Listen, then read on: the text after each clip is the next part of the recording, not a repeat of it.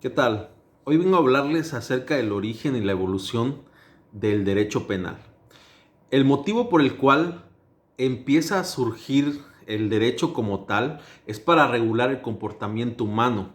En otras palabras, que las personas puedan interactuar con un conjunto tomando conductas que puedan fortalecer esa unidad. Es decir, que el ser humano, fíjense bien, aunque no articulaba palabras, ya desarrollaba conductas que afectaban a otros.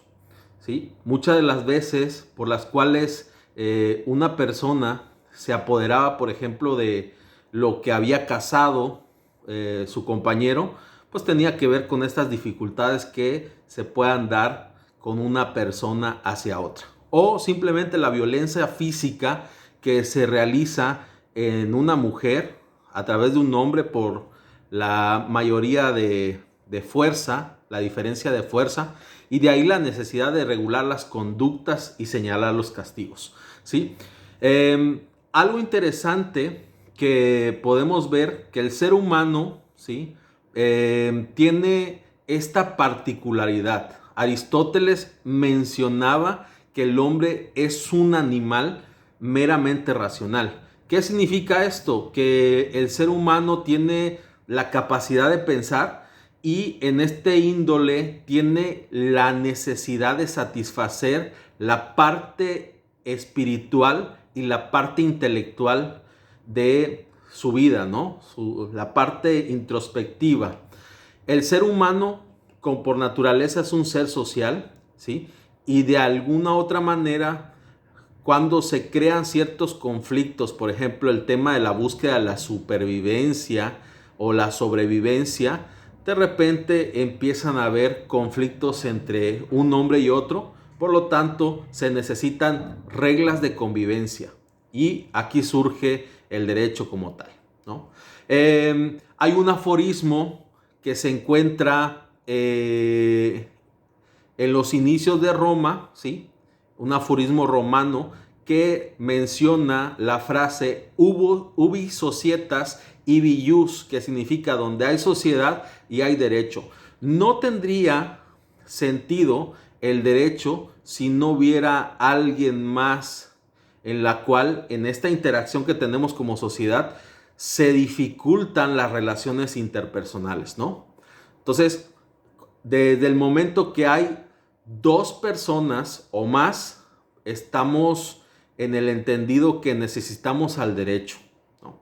Un ejemplo lo podemos ver y nos los dejó la pandemia. La mayoría de la gente, aparte del incremento en el índice de personas contagiadas por COVID, también hubo un incremento en problemas intrafamiliares. Quiere decir que en un grupo muy cerrado, como es la familia, podría haber problemas, ¿sí? En donde definitivamente ahí se necesita al derecho penal, ¿no? Vamos a ver primeramente cómo ha evolucionado el, el derecho, ¿sí? En sus etapas o en sus fases. La primera etapa que tuvo el derecho penal fue la fase de la venganza. La venganza tiene una característica muy particular, ¿no? La venganza muchas veces se origina a través de que la persona que es víctima se vuelve victimaria, ¿no? Tratando de devolverle lo mismo que recibió por parte del victimario, ¿no? En este sentido, existieron varios tipos de venganza. Por ejemplo, la venganza privada, ¿sí? También conocida como venganza de sangre, y consiste en que el ofendido pues se hacía justicia por su propia mano, ¿no? De ahí, en este punto, podíamos ver que surge la primera característica del tema de la venganza, ¿no? Luego vemos en un segundo término el tema de la venganza familiar, ¿sí? Independientemente que de los inicios no se contemplaba la figura de la familia, ¿sí? Aún antes de eso, la gente pues sabía que los que estaban a su alrededor, sus seres queridos, era gente que no iban a permitir que otras personas o terceros, ¿sí?, les afectaran, ¿no? O al final se realiza una injusticia en contra de ellos. Por lo tanto, pues se hacía este acto a favor de algún familiar, ¿sí?, causándole el daño al que le había ofendido, ¿sí? Tenemos un tercer punto acerca de la venganza, de esta fase, la fase de la venganza, y tiene que ver con la venganza divina, ¿sí? Y a este se refiere el castigo impuesto a quien ocasiona un daño en virtud de creencias divinas. De modo que a veces se entremezclan rituales, parte de temas de hechicería, ¿no? El castigo lo ponían los representantes de diversas deidades. Por aquí surgen dos nociones, el tema del tótem y el tema del tabú. El tótem representaba el bien, ¿sí? Estaba representado por una figura de madera o de piedra y que le atribuían ciertos poderes mágicos o espirituales y simbolizaba protección. Y por el otro lado estaba el tabú, era el representante del mal, de lo prohibido a lo largo de la historia de la humanidad, ¿sí? En todos los pueblos, pues de alguna u otra manera había esta constante lucha entre el bien y el mal, ¿no? Hoy vemos que esto cobra mucha vigencia dentro de algunas religiones, ¿sí? Y tenemos como punto de partida este tipo de venganza, ¿no? La venganza divina. Por otro lado, nos encontramos dentro de esta evolución, de esta fase de venganza, la venganza pública, ¿sí?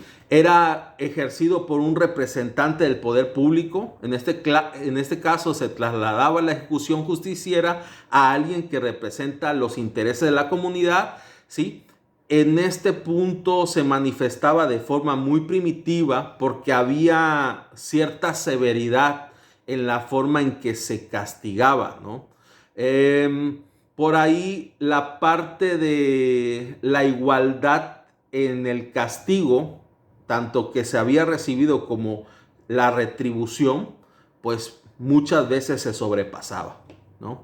Encontramos textos, ¿sí?, que establecían la esencia de la venganza. Por ejemplo, tenemos al Código Hammurabi, tenemos la ley de las 12 tablas y también existía el Pentateuco mosaico, en donde se encontraban la evidencia de esta fase que es la fase de la venganza, ¿no?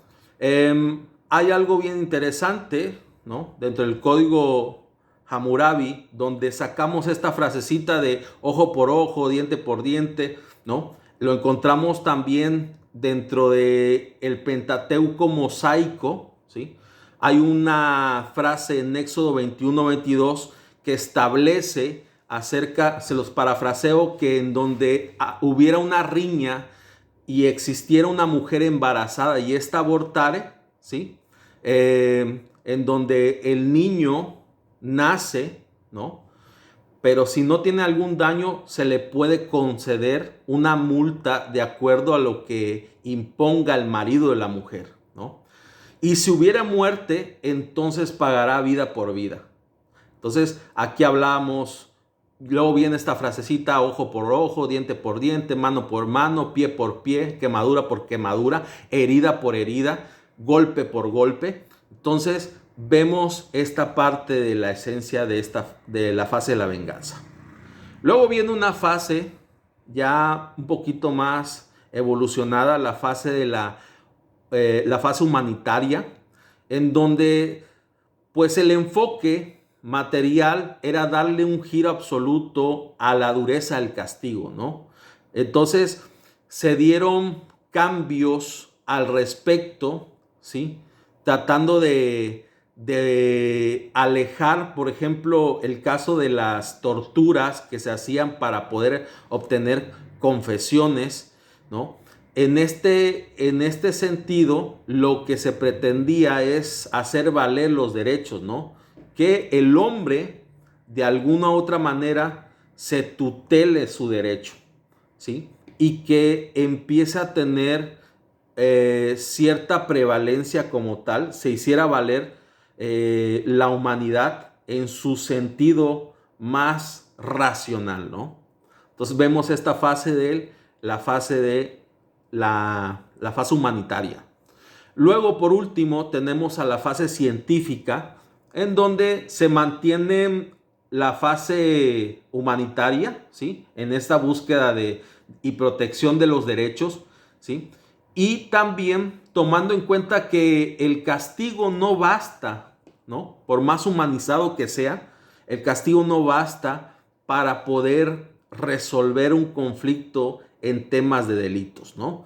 Sino que va más allá, es estudiar a la personalidad del sujeto, analizar a la víctima, que la víctima pueda tener la reparación del daño, ¿sí? Y investigar, por ejemplo, el por qué se cometió ese crimen, ¿no? Y también poder establecer cuál es el tratamiento adecuado para readaptar al sujeto y posiblemente el reto más grande que tenemos en esta etapa científica es poder prevenir la comisión de ciertos delitos, ¿no? En esta etapa lo que se establece es poder ver que el delito y el sujeto que comete el delito son productos de fallas sociales, ¿no? Y al final de cuentas, en esta evolución se trata de ver de una manera muy completa de qué es lo que está sucediendo en temas de derecho penal. Saludos.